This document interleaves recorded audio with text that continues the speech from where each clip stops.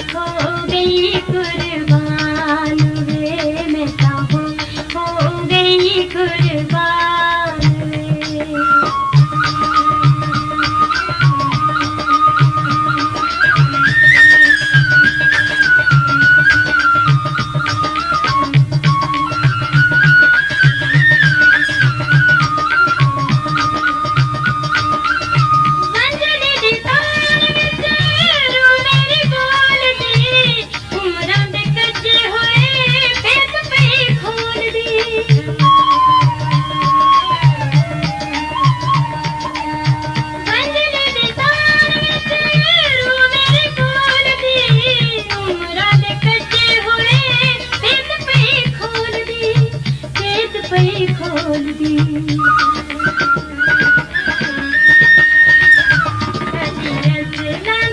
जान पठान वे मैं हो गई कुर्बान वे मैं हो गई कुर्बान।